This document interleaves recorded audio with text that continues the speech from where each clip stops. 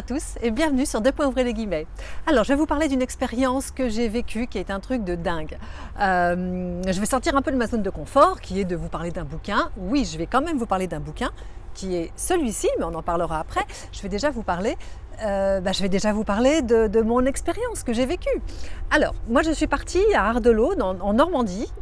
Pardon Muriel, excuse-moi. Ce n'est pas en Normandie, mais c'est dans le nord Pas-de-Calais, dans le grand nord Ardelot, hein, c'est en bord de mer, juste à côté de Boulogne.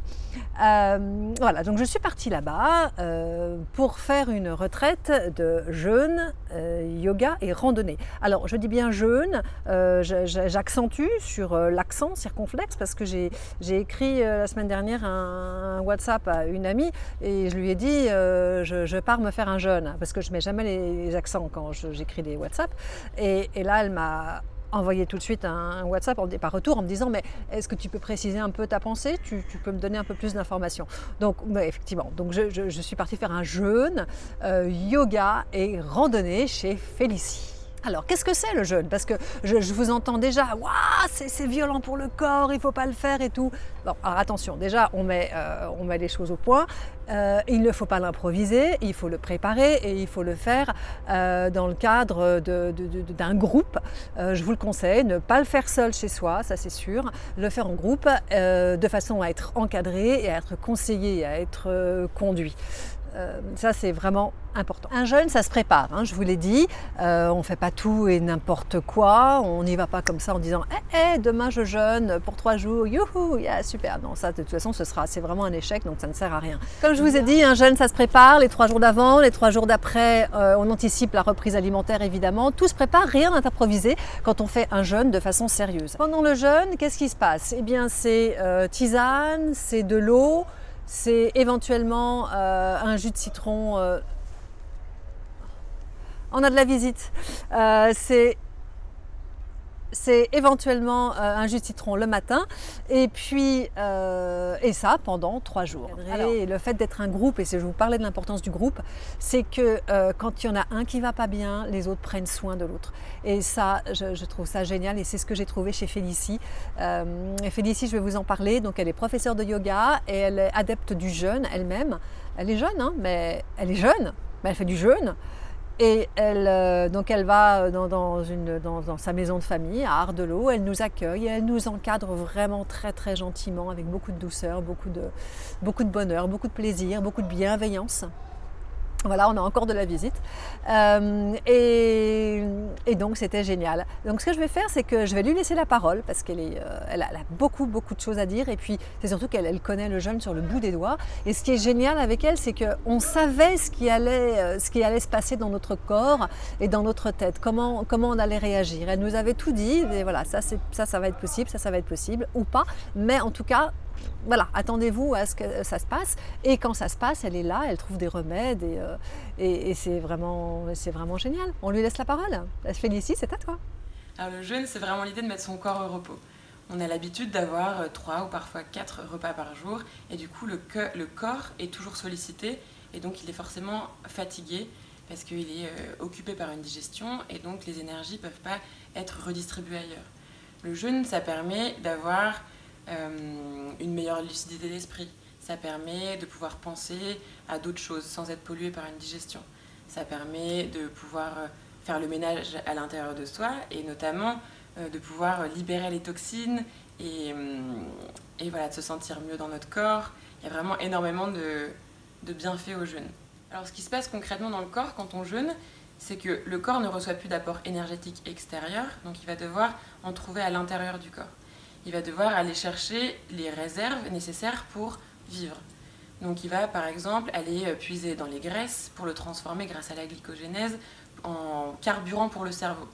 Il va aussi pouvoir aller manger par exemple tout ce qui est cicatrices, tout ce qui est vergetures, tout ce qui est boutons, tout ce qui est début de cancer ou des maladies, des débuts de maladies, des maladies bénignes, pour le transformer en protéines pour mouvoir les muscles. C'est assez mécanique, le corps a besoin d'énergie pour pouvoir continuer de vivre et donc il va aller puiser dans les stocks et tout ce qui est toxines. Alors c'est vrai que les bienfaits du jeûne sont multiples, on peut avoir des bienfaits très physiques qu'on va voir notamment sur la peau, sur des ridules qui diminuent, sur un état d'humeur qui va être vraiment présent, plus positif, plus posé, apaisé, un esprit plus vif. Mais aussi on a des résultats tangibles qui sont mesurables, notamment grâce à la médecine. Et moi, je propose à mes participants de faire un bilan sanguin avant, un bilan sanguin après, pour que eux-mêmes et aussi le corps médical puissent voir les effets à l'intérieur du corps. J'ai aussi des participants qui, très concrètement, des femmes qui sont allées chez la gynéco avant le jeûne, qui avaient un papillomavirus, et en sortant, on fait des tests et n'en avait plus. Donc c'est intéressant de voir que le jeûne peut soigner un tas de maladies, mais sans aller trop loin dans les maladies, parce que un jeûne, là on est sur du jeûne thérapeutique, on va pouvoir tout de suite voir qu'en 3 jours, le système immunitaire est remis à zéro, que l'estomac va reprendre sa taille initiale, qui est la taille d'un point. C'est vrai que on peut aussi voir que l'odorat devient plus affûté, que le palais voit les senteurs et les goûts se décupler. Donc ça, c'est vrai que c'est assez intéressant. J'ai aussi des participants qui arrivent en lisant des livres avec leurs lunettes, et ils arrivent à lire sans lunettes en partant. Donc c'est assez chouette de voir le sourire des participants en disant « Ah, j'ai fait tel progrès, je me sens mieux dans mon corps ». C'est assez encourageant pour chacun. Pour les participants, c'est ça aussi la force du groupe dans ce genre de retraite, c'est qu'on va se porter, c'est que les efforts de l'un va aider quand l'autre se sent un petit peu plus faible, les progrès de l'un va encourager l'autre, et il y a une vraie force de groupe, il y a vraiment une cohésion d'équipe. Ensuite, très concrètement, comment se passe un jeûne ici dans ces retraites. L'idée, c'est vraiment de s'occuper un maximum, parce que de ne pas penser que peut-être potentiellement à ce moment-là on serait en train de faire autre chose. Et donc le matin on va faire des nettoyages yogiques pour rester dans un espèce d'esprit yoga. Ça part par un bain d'huile où on va mâcher de l'huile pendant 7 minutes. L'huile, c'est vraiment un aimant à toxines, donc ça va pouvoir capter les toxines pour détoxiner le corps et expérimenter une nouvelle manière de se laver les dents, pas très européenne, mais c'est rigolo en tout cas d'essayer. Ensuite, on va faire 2 heures de yoga. Ensuite, on va faire presque 3 ou 4 ou 5 heures de randonnée, ça dépend des groupes, ça dépend des envies de chacun. Et puis, on a des ateliers sur le yoga, des ateliers sur la nature, des ateliers d'écriture, des ateliers de peinture. Chacun peut apporter sa pierre à l'édifice en proposant aussi un atelier afin d'enrichir le groupe. Et ensuite, on va souvent voir le coucher de soleil sur la mer. On profite beaucoup de la nature ici. On a une vraie connexion avec la nature et le corps. C'est mettre du temps dans sa vie et se connecter à soi, se connecter à notre environnement. Prendre le temps peut-être de choses qu'on n'a pas forcément l'opportunité de faire dans notre quotidien. Et on finit la journée par une méditation, tous en groupe, autour du feu, un yoga nidra ou une méditation classique. Donc c'est assez chouette, c'est assez riche, et le jeûne, je recommande, oui, il faut faire revenir jeûner. En tout cas, forcément, c'est assez controversé, ça peut l'être. Et moi, la seule chose que je peux répondre, c'est venez tester, et vous aurez les réponses dans votre corps, et vous serez forcément content. Merci Félicie. Je vais vous parler, oui, parce que quand même on parle de livres. Ouais. Alors, je vais vous parler d'un livre, moi que j'ai beaucoup aimé, qui est, je pense, la base, si vous voulez, ne serait-ce que si vous voulez vous intéresser aux jeunes. Ça s'appelle Le jeune mode d'emploi, chez Poche, je crois, c'est Malin Poche, de Sophie Lacoste et Gisbert Bolling. Alors Bolling, vous avez dû en entendre parler parce que je crois que c'est lui, en fait, qui a un peu, qui a commencé à parler dans les années 90 de ce jeûne, parce qu'en France, on n'est pas du tout adepte. Il faut savoir qu'en Allemagne et en Suisse, on l'est. adepte. Et le jeûne, je ne dis pas que tout le monde le fait, mais en tout cas, voilà, c'est assez commun en tout cas de le faire. En France, quand on dit qu'on a fait un jeûne, c'est waouh, faites attention, c'est super violent.